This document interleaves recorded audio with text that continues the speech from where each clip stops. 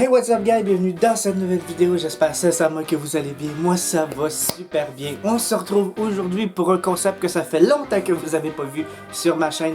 Pourquoi? Tout simplement parce que les dernières vidéos qui ont été mises sur ma chaîne ont été montées par moi-même. Et la raison c'est tout simplement, je ne vais pas entrer trop dans les détails, mais tout simplement parce que, en tout cas, il est arrivé quelque chose dans ma vie spéciale, puis j'ai plus de monteur aujourd'hui, donc c'est moi qui ai recommencé à monter les vidéos. Dieu sait que les vidéos qui sortent aujourd'hui est quand même un bon montage d'une certaine façon, fait que c'est pour ça que ça fait longtemps que j'en ai pas fait, justement, parce que c'est beaucoup de montage. Puis je sais que vous aimez beaucoup ces sortes de vidéos là, alors je me suis dit que j'étais pour vous en faire un aujourd'hui, que ça fait quand même un petit bout. En tout cas, j'espère sincèrement que vous allez l'aimer pareil, vu que c'est moi qui vais l'avoir monté. Je suis vraiment pas le pro en montage, mais en tout cas, j'espère que vous allez l'aimer. Il s'agit bien sûr des activités paranormales. Je vais vous raconter 3 histoires paranormales qui sont arrivées à certains d'entre vous. Alors sans plus tarder, guys, on part pour la vidéo maintenant.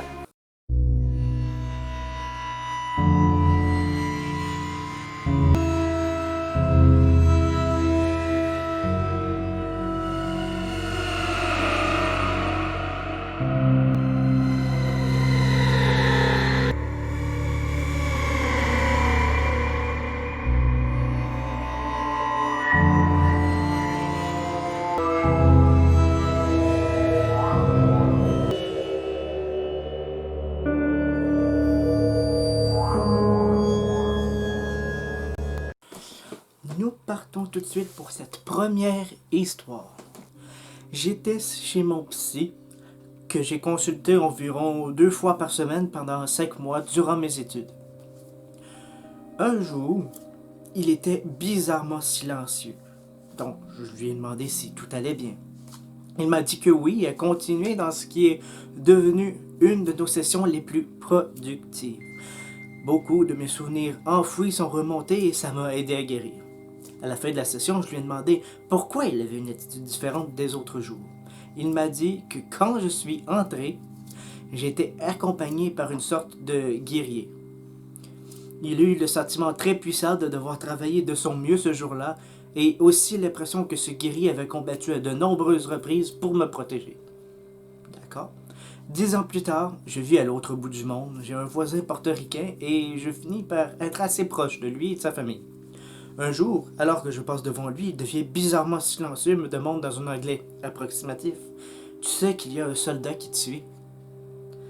J'ai su immédiatement à qui il faisait référence. Dans les deux cas, le guerrier ou soldat a été décrit de la même façon. Environ 1,80 m, des cheveux blonds bouclés et une armure primitive et il était blanc.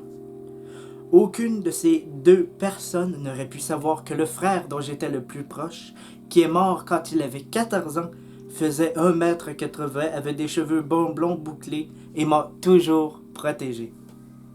Ah, fait que dans le fond, si je comprends bien,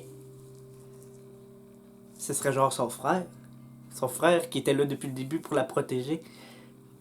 Puis genre, avec le psy, c'est comme si qu'il savait bien trop que là, elle était pas bien, puis que là, fallait faire de quoi.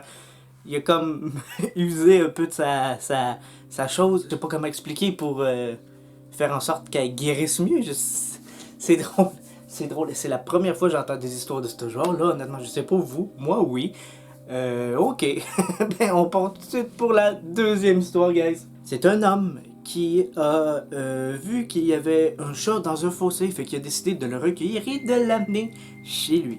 Bon, quelques temps plus tard, il s'est rendu compte que le chat était très malade. Alors, malheureusement, les médecins, les vétérinaires, pardon, ils ont seulement dit que tout ce qu'ils devaient faire pour le chat, pour que il sente mieux et tout, c'est qu'ils devaient malheureusement l'euthanasier.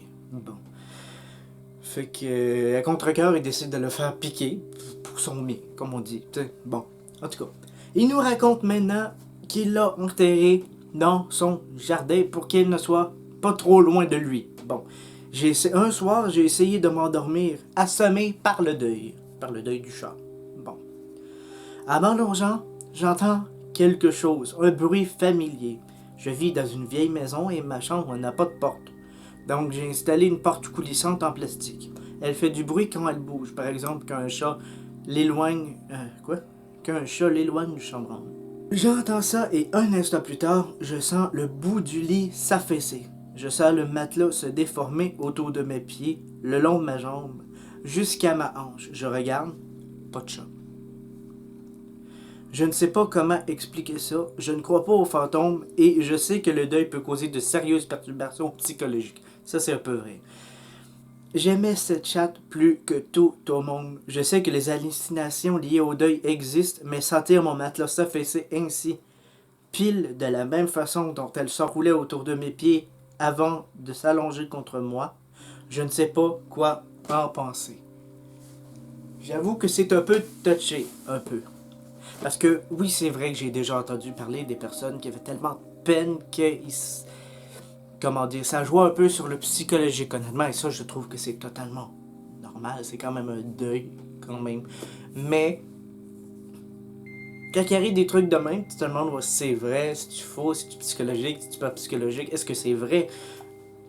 On sait pas, mais je trouve ça le fun, en tout cas, d'avoir entendu parler de ton histoire.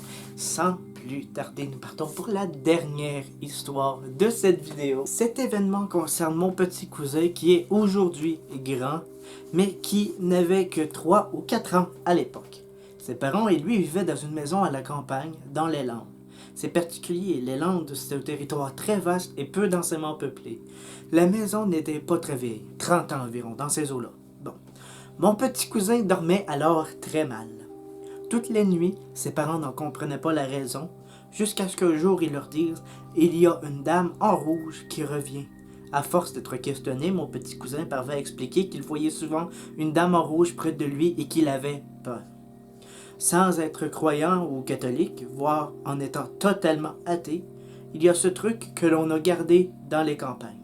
C'est de s'adresser au curé du village en tout dernier recours. Il se trouve que ce curé-là en question, qui est un ami de la famille, a suivi une sorte de formation à l'exercice à Rome. Il est venu dans la maison à accomplir ces rituels auxquels personne n'a assisté, et mon petit cousin n'a plus jamais revu la dame en rouge. Honnêtement, ça j'y crois. Honnêtement, ça j'y crois. Parce que faut savoir que moi je suis chrétien, catholique, alors j'y crois vraiment à cette histoire-là. Honnêtement, que ce curé-là a vraiment pu faire des choses pour cet enfant-là, honnêtement. Je trouve quand même que c'est une histoire assez spéciale, quand même. Une dame en rouge, tu te dis, c'est quoi? C'est qui? Je remercie le bon Dieu que le curé ait pu faire de quoi. Mais c'est quoi? C'est qui? Comme j'ai dit, personne qui le sait. Et ça, je sais pas trop quoi dire. C'est terrifiant, honnêtement. J'espère sincèrement que vous avez aimé cette vidéo-là. Moi, ça fait longtemps que j'en avais pas fait une. Alors, j'espère sincèrement que vous serez chaud à la sortie de cette vidéo-là.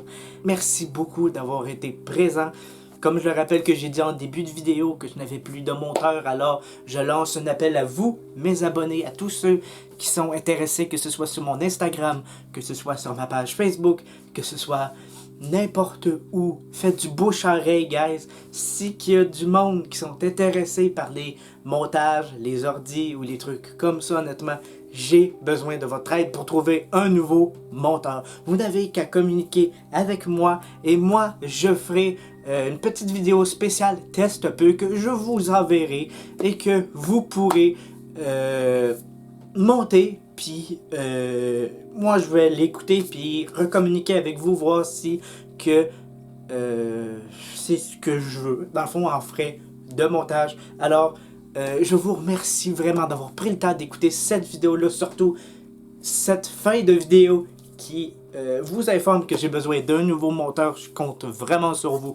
Je vous invite aussi à vous abonner, activer la cloche de notification et à mettre un pouce bleu à cette vidéo-là si vous avez aimé cette vidéo-là. Écrivez-moi en commentaire si vous avez d'autres idées de vidéos du style comme paranormal un peu ou horreur que vous aimeriez que je fasse sur ma chaîne. Nous, on se retrouve la semaine prochaine pour une nouvelle vidéo et sur ce, je vous dis bye bye!